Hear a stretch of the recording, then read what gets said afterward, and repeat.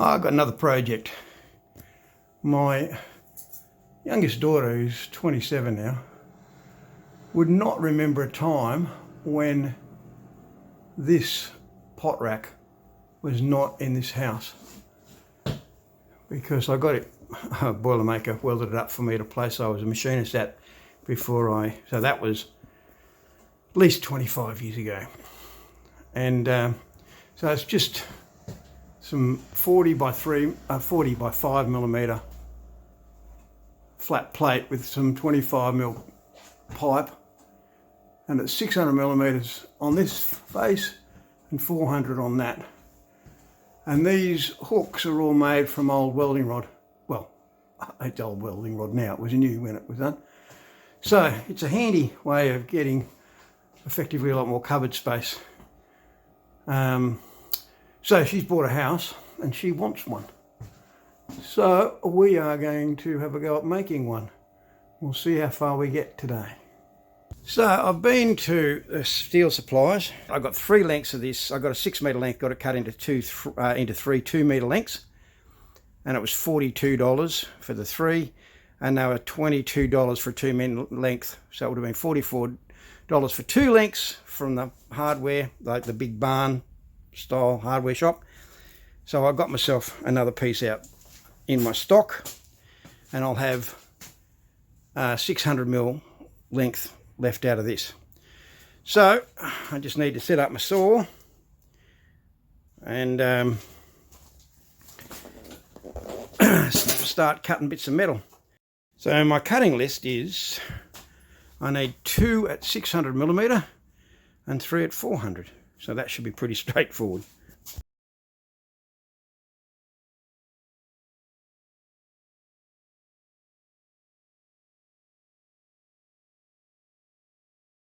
Here's the aforementioned daughter, and we've just cut those bits and just tacked the corners. And because I'm the sort of person I am, Melissa will be doing a bit of welding on this. She's done a little bit before. We did some stuff on a barbecue. Yeah. And we only had one welding helmet. So I now have a new one, which actually has been falling apart. But yes, we've got one each. So she was panicking when we were doing the welding before because I didn't know what I was doing wrong. I wasn't panicking. I just couldn't work out what I was doing wrong. And Dad couldn't look and help. So anyway, we got there. So yeah, that's the frame. I've got this bit to go in the middle, but I think it needs to be shortened just a mil or so. Sorry, but I think I need to shorten it about a mil. And then I got this pipe that I scored free from work, which was kind of handy. I was getting chucked away, so I grabbed it. The one we got upstairs, I'm pretty certain they actually cut holes in here. Actually, I don't really need to shorten it. It's near enough. It's only hanging pots. I'm pretty sure that they cut holes for the pipe, but you know, it was a big machine shop with heavy machining, so knocking a 27 or 25 mil hole into a piece of plate was absolutely nothing for them. I can do it here, but it would take me a bit of time. I'd have to chuck it up on the mill because it's the only thing that I've got that would make that. And then I'd probably get Melissa to wind the handles and do circular interpolation to cut a circle. We only need 2 of them. So if we feel like having a bit of fun with that, we'll do that. But it's absolutely overkill. Alternately, I can cut that material so there's a piece here and we weld it on each end on the 4 pieces rather than having 2 pieces running all the way through. I'll have a discussion with the good Melissa about that and decide which way we go. But if we're going to cut the holes in there, we need to do it before we weld it in, because we have to put the pipes through it and then hold it in position and then weld it. Whereas if we're going to cut the pipes and just put one on each, like 4 individual pipes on each side, 2 in each side. Then we need to weld the centerpiece in, and then we Add the pipe. We cut the pipe to suit and weld it in. So we'll have a discussion and decide on which way we're going to go with that. Well, because we're just being crazy here, we're going to put those holes in. I'll use the micro head actually. I've got a micro head over there. Melissa thought she'd kind of enjoyed using the mill, so we're doing this. Well, at the end of it, we're going to have a pot holder so that I can hang all my pots on. But in the meantime, we're just having a bit of fun. So this is totally unnecessary, but let's do it anyway.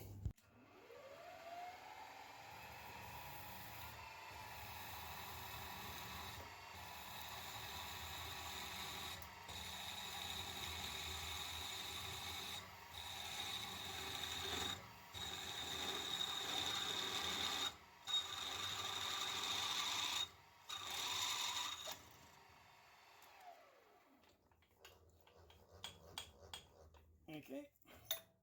So we've got a choice. We've got two 20mm cutters here. If you've got more teeth than each tooth at the same RPM, and the RPM is set by the diameter, so you've got a surface speed. So if you calculate the distance around a circle on, so there's a 20mm.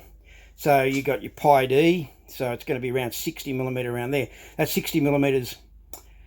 Radius, and then you can look up charts and they'll tell you how many millimeters a minute or inches per minute if you're over in the States the tip can go. So the speed of the rotation of the cutter is determined by its diameter divided by how many millimeters per minute you can feed it at, and that gives you your RPM, so how many times per minute you can spin that. If you've got 4 tips and you run at the same RPM, because they're both the same diameter, then each tip is going to be cutting half of if there's 2. So then you have a chip per tooth calculation. So you can take, say, 0.4 of a mil per tooth, or 0.2 per tooth. So you can feed twice as fast if you've got 4 tips than you can if you've got 2. And also this is a little bit more stable. The reason why you use these is if you're plunging into a flat piece of steel, this side is short and this side is long, and this comes across the center. So this can plunge straight into a piece of material straight down, whereas this one doesn't. It's actually got a little bit in the middle where there's no cut. So this means that this can't plunge cut into a flat piece of material. But if you've got a pre-hole, you pre-drilled it, then that part that wouldn't be cut is already removed. So you can use, in this case, I'll use this is called an end mill, and that's called a slot drill. I'll use the end mill just because I've already pre-drilled that hole. If I hadn't pre-drilled the hole, I'd have to use a slot drill. And also, if you don't pre-drill the hole, you're taking a cut right across this face, and it's working harder, whereas now we're only taking out, that's a 16, so we'll be taking out 2 mil a side. So that's not too much of a cut. Whereas if you go blank in, you're going right across there. But there are times when you'll use this. You won't always pre-drill. But in this case, I've pre-drilled, and now I'm going to use the end mill, not the slot drill.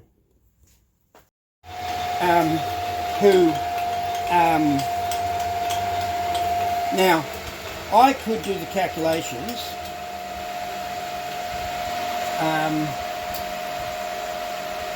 for this, but because I've sort of used machines a lot, I've got a bit of a sense of what... Yeah, you kind of work out what's kind of about the right...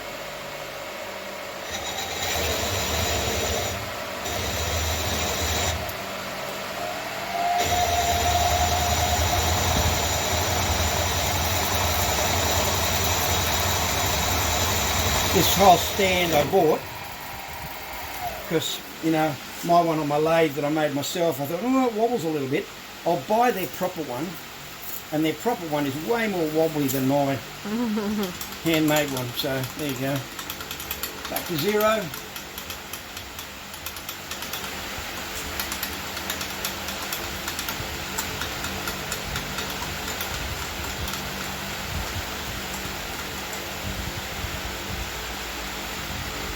There's a guy I watch, Iron Trap Garage, and every time he's drilling, I go, speed it up! That's way too slow. Bugs me every time. I mean, he gets the stuff done, but it really, it's like, no, that's way too slow.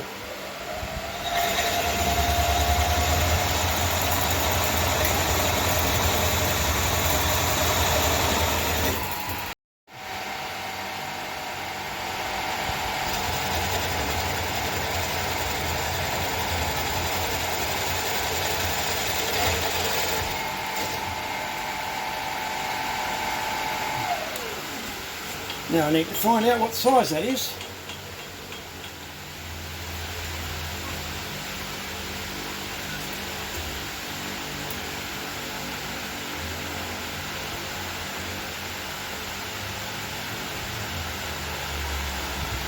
That is 20 and a half.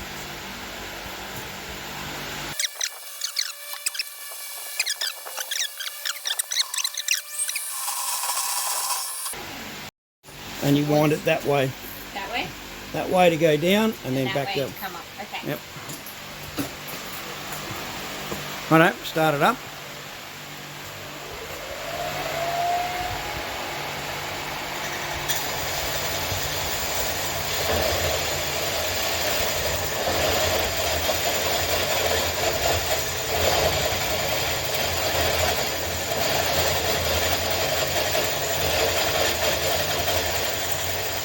Right, that's through. Wind it back. You can wind it back quick. Okay, that's clear. Alright, so update since last time. We drilled the holes through here, and then we used the micro head to do that. I did one of them, Dad did the other. And then Dad's tacked all of the things in and ground off the corners to make them nice. And then I'm going to do some of the other welding, or at least attempt it. So we'll see how that goes. Okay, so 45 Yep. in the corner. And make sure you're putting down far enough. Righto. Like that. Yep. But make sure you're pointing down to the bottom. You sort of tend to go like... Nah, you're hitting the thing. Alright.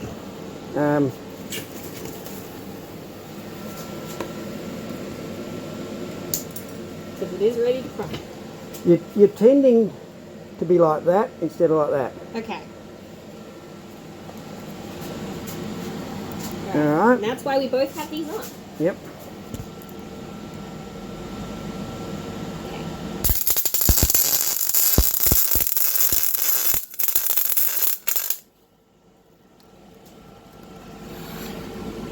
Now you started, see you do the first bit?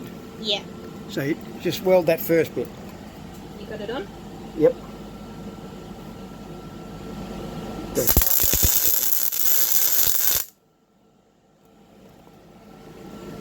You're still back further. Okay. Alright, just a little bit more in the corner. Alright.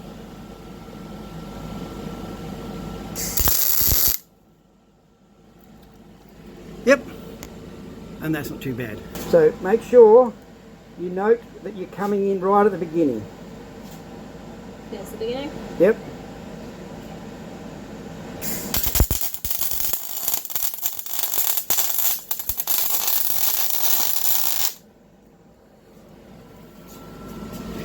Again. I missed again. So just go back and do the front.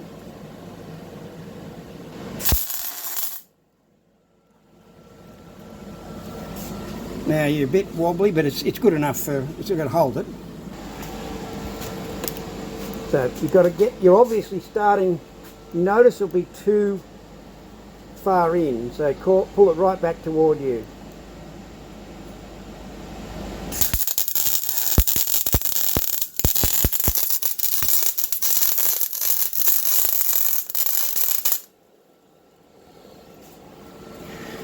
Now you're still going too quick, and I think you're wobbling. I think it's too much of a wobble you're putting in.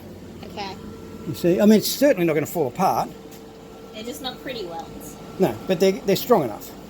Okay. So, but I got the start this time. Yes.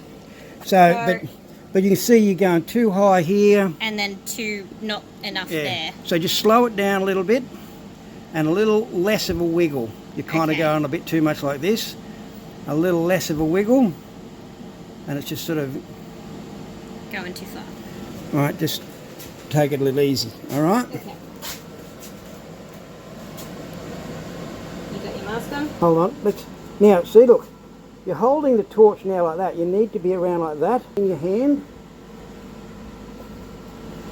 Flat in your hand. And now aim it like that. But now you need to go a little bit, well, a little bit more like that and in here like that. All right? There we go. And you're laying it a little bit too flat. It's 45. Righto.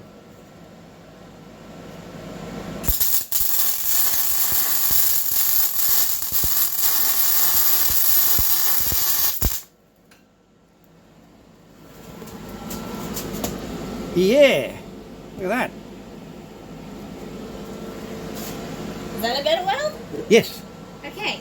You see what I mean with angles? Yes. And yeah, you look at that weld. Compared to that weld. It's all about getting that torch to be feeding the wire in at the right, and that moved along at about the right speed. So that's not a bad weld. All right, so this is where we're going to leave it on the first day. We've got all the welds done. I would like to claim that my welds are serviceable, if not successful. Dad did the welds for the rounded edges because I did not feel confident in doing that. But it's a part holder.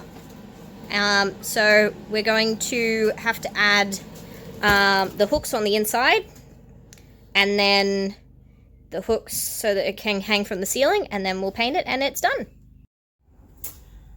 Alright, so these are the hooks that I had. Now, when you work in a machine shop, they've got big welders, and this is a 5mm welding rod that's been bent. I have 2.5s. So I think, you know, in all honesty, that's going to be plenty big enough. But we now need to make these hooks.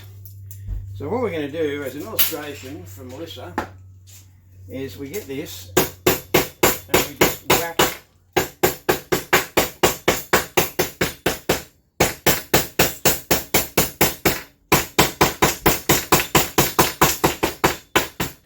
the flux of them all, and once we have the flux off, we have here a drill press.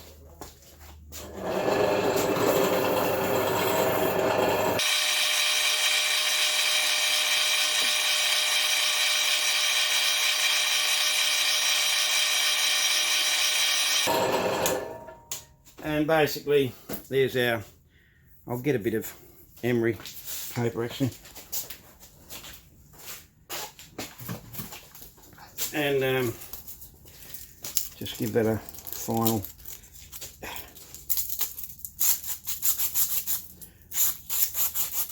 There we go. And there's our wire. So we need to do that for the other 9. So Melissa gets to have some fun doing that. So let's get these all done. All right, so we got our first example. Took a lot longer than it should have. So we've got this little tool over here. Oh, I said I'd never show this in a pink fit. No, I won't. My welding is so disgusting on the other side of this because it's all flaked up and I don't know what's going on. But I drilled a 14mm hole in this plate and then turned down this pin, but I didn't have enough material for the right size. This is a bit of the actual sample. I bored down the center of that to suit that, so it's a nice fit. And now you can put that in. It does fit. Put that in and just, that holds it, and bend it around. This hole's from a false, this one over here is from a false start. And there's another one, if you look really closely here. It was not a seamless job. But anyway, number 1 done. So now it's time to replicate that 9 more times plus a few more for probably 18 times for the total number we need. But let's do this. Okay. So, don't mind the rain. Here's how we're bending it. We're just using a sample. Just bend it around. Get it so it lines up more or less.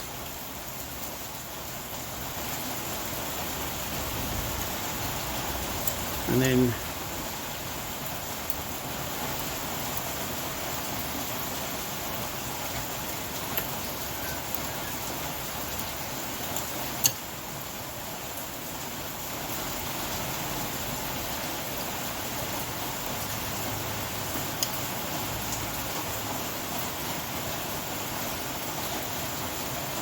bending the other way.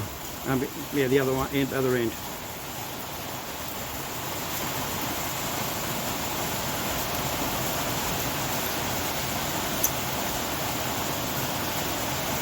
And you always need to go a bit further than you think. That one might be a little bit longer than the rest, but that's okay. Alright, so it's that over and over again. So, we are at welding on the hooks. You might notice that these hooks are slightly different to what we originally showed because Mum and Dad went to the shops and found that the pack of 4 was like, what, $3? $3 for a pack of 4. So, but I'm still keeping the other ones. Dad did this one, and he's just tacked it in first and then laid a couple of beads down, and it's not going anywhere. So I am going to be doing the other ones, and hoping that I can successfully do it again. Alright. There. Yep. Okay. Ready? Yep.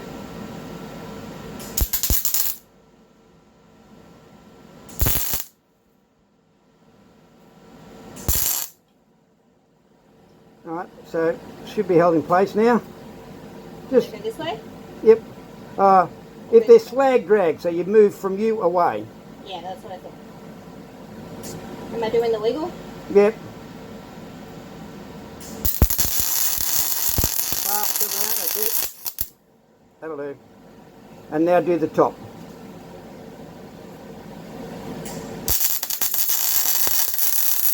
That was a bit too fast, but that's alright. So this is my new welding outfit. Nice! Ta-da! So, why do I always start with this so? Delete that, Dad. All the hooks are on. And it's hung up ready to be spray painted. My welds did improve. It's not focusing. Come on. There we go. As we went along, Dad did have to fix some of them. But that is okay. And so now, we get to spray paint.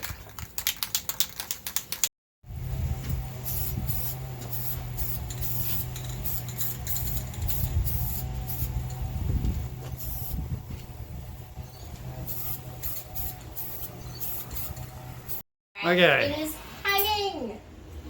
And we had a little bit of fun trying to find the studs in the roof, requiring Dad to get up into the manhole at one point. But it is hanging. We can put all the hooks on. We have checked the height and everything with the pots on existing pots, and make sure that both me and my housemate can reach everything. But that is a completed pot hanger.